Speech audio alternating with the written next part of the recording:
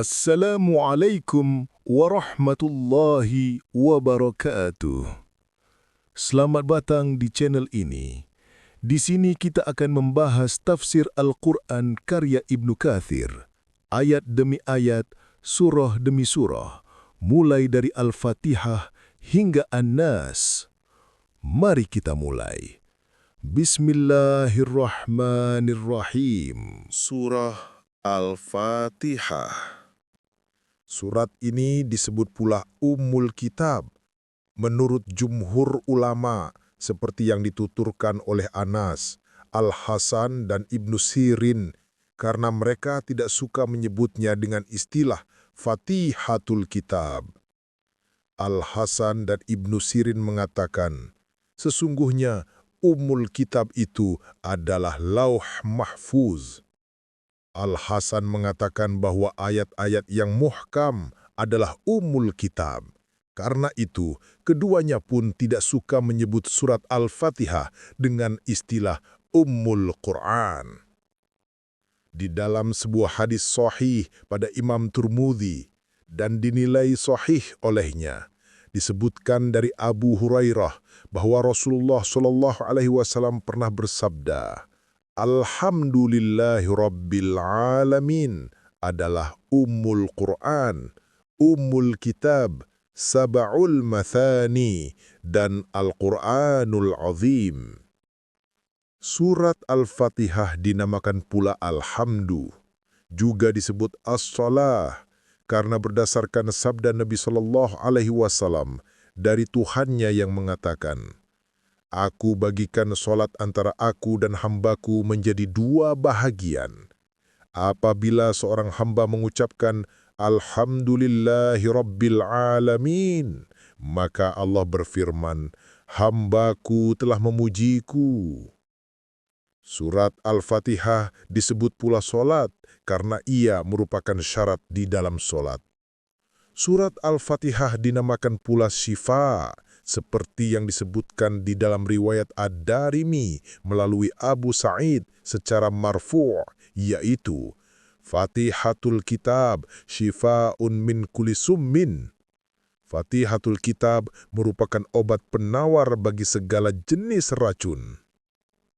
Surat Al-Fatihah dikenal pula dengan nama Ar-Ruqyah, seperti yang disebutkan di dalam hadis Abu Sa'id yang sahih, yaitu di saat dia membacakannya untuk mengobati seorang lelaki sehat yang tersengat kalajengking.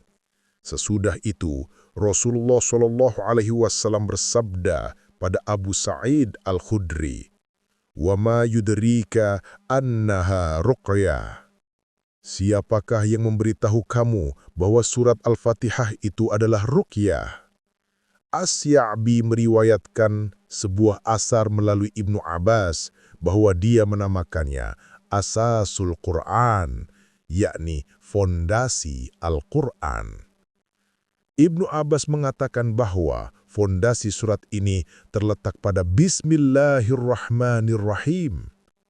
Sufyan Ibnu Uyainah menamakannya Al-Waqi'ah, sedangkan Yahya Ibnu Katsir menamakannya Al-Kafiyah, karena surat Al-Fatihah sudah mencukupi tanpa selainnya. Tetapi surat selainnya tidak dapat mencukupi bila tanpa surat Al-Fatihah, seperti yang disebutkan di dalam salah satu hadis berpredikat mursal di bawah ini. Ummul Quran merupakan pengganti dari yang lainnya, sedangkan selainnya tidak dapat dijadikan sebagai penggantinya. Surat ini dinamakan juga surat As-Salah dan Al-Kanz.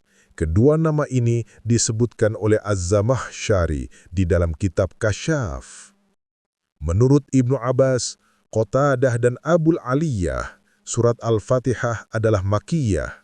Menurut pendapat lain, Madaniyah, seperti yang dikatakan oleh Abu Hurairah, Mujahid, Atha ibn Yasar, dan Az-Zuhri.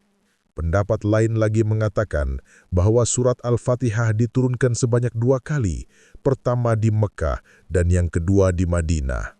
Tetapi pendapat pertama lebih dekat kepada kebenaran karena firman-Nya menyebutkan, وَلَقَدْ آتَيْنَاكَ سَبْعًا مِنَ الْمَثَانِي. Dan sesungguhnya kami telah berikan kepadamu 7 ayat yang dibaca berulang-ulang. Abu Lais As-Samarqandi meriwayatkan bahwa separuh dari surat Al-Fatihah diturunkan di Mekah, sedangkan separuh yang lain diturunkan di Madinah. Akan tetapi pendapat ini sangat aneh, dinukil oleh Al-Qurtubi darinya. Surat Al-Fatihah terdiri atas 7 ayat tanpa ada perselisihan. Tetapi Amr ibnu Ubaid mengatakannya 8 ayat dan Husain al-Jufi mengatakannya 6 ayat. Kedua pendapat ini syaz, yakni menyendiri. Mereka berselisih pendapat mengenai basmalahnya. Apakah merupakan ayat tersendiri sebagai permulaan Al-Fatihah, seperti yang dikatakan oleh jumhur ulama Qurra Kufah dan segolongan orang dari kalangan para sahabat dan para tabi'in serta ulama khalaf, atau merupakan sebagian dari ayat atau tidak terhitung sama sekali sebagai permulaan Al-Fatihah, seperti yang dikatakan oleh ulama penduduk Madinah dari kalangan ahli Qurra'nya dan ahli fikihnya.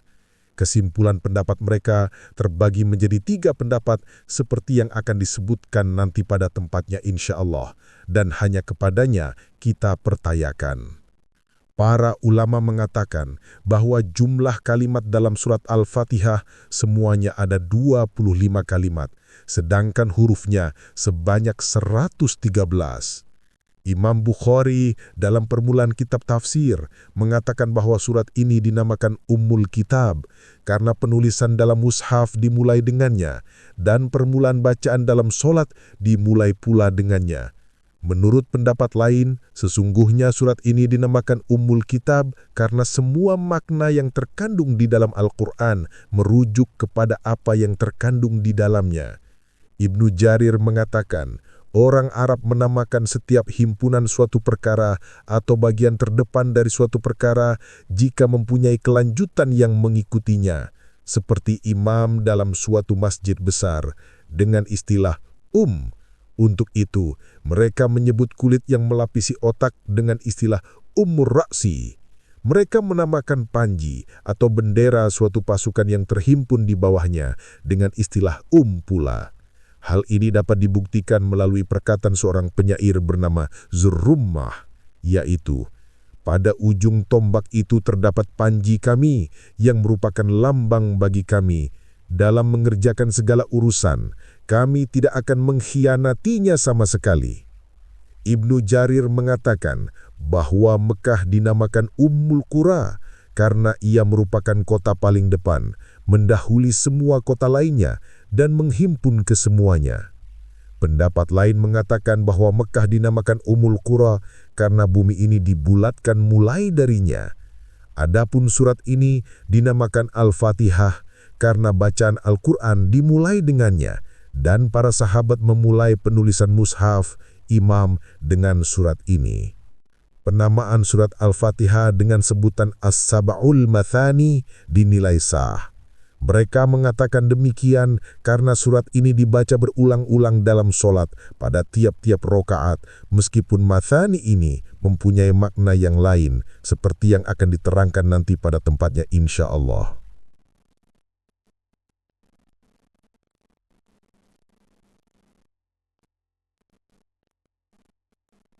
Imam Ahmad mengatakan bahwa telah menceritakan kepada mereka Yazid bin Harun, telah menceritakan kepada mereka Ibnu Abi Dhi'bi dan Hashim bin Hashim dari Ibnu Abi Dhi'bi dari Al-Maqburi dari Abu Hurairah bahwa Nabi SAW pernah bersabda tentang Ummul Quran.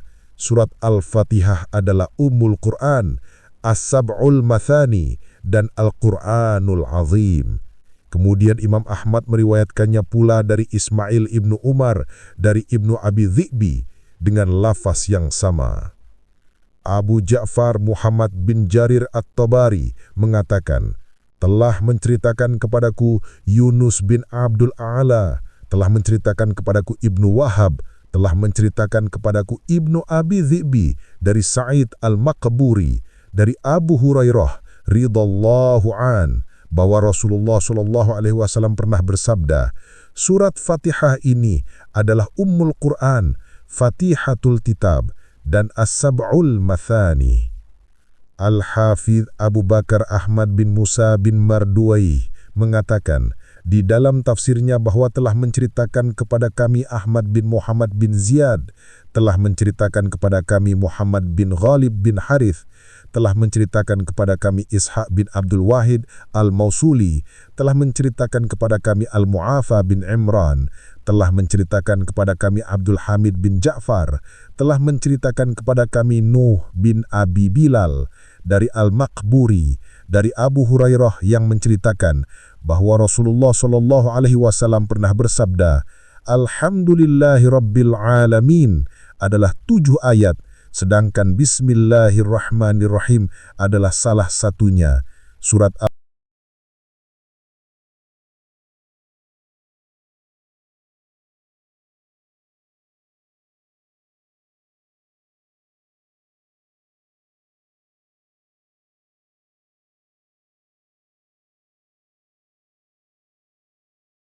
Surat Al-Fatihah adalah As-Sab'ul Mas'ani, Al-Quranul Azim, Ummul Kitab, dan Fatihatul Kitab. Ad-Daruqutni meriwayatkannya melalui Abu Hurairah secara marfu, dengan lafaz yang sama atau semisal dengannya. Ad-Daruqutni mengatakan bahwa semua rawinya siqah, dipercaya. Imam Baihaqi meriwayatkan sebuah asar dari Ali, Ibnu Abbas dan Abu Hurairah, bahwa mereka menafsirkan firman Allah Subhanahu wa Ta'ala, Sab'an minal masanih, 7 ayat yang dibaca berulang-ulang dengan makna surat Al-Fatihah. Dan basmalah termasuk salah satu ayatnya yang 7. Hal ini akan dibahas lebih lanjut lagi dalam pembahasan basmalah. Al-A'mash meriwayatkan dari Ibrahim yang pernah menceritakan bahwa pernah ditanyakan kepada Ibnu Mas'ud, mengapa engkau tidak menulis Al-Fatihah dalam mushafmu? Ibnu Mas'ud menjawab, seandainya aku menulisnya, niscaya aku akan menulisnya pada permulaan setiap surat. Abu Bakar Ibnu Abu Daud mengatakan, yang dimaksud ialah mengingat surat Al-Fatihah dibaca dalam sholat hingga cukup tidak diperlukan lagi penulisannya, sebab semua kaum muslim telah menghafalnya. Suatu pendapat mengatakan bahwa surat Al-Fatihah merupakan bagian dari Al-Quran yang mula-mula diturunkan, seperti yang telah disebutkan di dalam sebuah hadis yang diriwayatkan oleh Imam Baihaqi di dalam kitab Dalailun Nubuwah, dinukil oleh Al-Baqilani sebagai salah satu dari 3 pendapat. Menurut pendapat lain, yang mula-mula diturunkan adalah firman Allah Subhanahu wa Ta'ala berikut ini. Ya ayyuhal muddathir. Hai orang yang berselimut. Al-Mudaththir ayat 1. Seperti yang disebutkan di dalam hadis Jabir yang sahih. Menurut pendapat yang lainnya lagi adalah firman-Nya. Iqra' bismi rabbikal ladzi khalaq. Bacalah dengan menyebut nama Tuhanmu yang telah menciptakan. Al-Alaq ayat 1. Pendapat terakhir inilah yang paling sahih, seperti yang akan diterangkan nanti pada pembahasan tersendiri. Kalau Anda merasa video ini bermanfaat, jangan lupa tekan tombol subscribe, aktifkan lonceng notifikasi, like, komen, dan bagikan ke teman-teman Anda agar tidak ketinggalan kajian tafsir berikutnya. Dengan begitu, semakin banyak saudara kita yang bisa mengambil manfaat. Semoga apa yang kita pelajari menjadi ilmu yang bermanfaat, menambal imanan dan mendekatkan diri kita kepada Allah Subhanahu wa Ta'ala, serta menjadi amal jariah bagi kita semua. Mari kita kembali kepada pemahaman Al-Quran yang murni, sebagaimana dipahami para sahabat dan ulama salaf. Wassalamualaikum warahmatullahi wabarakatuh.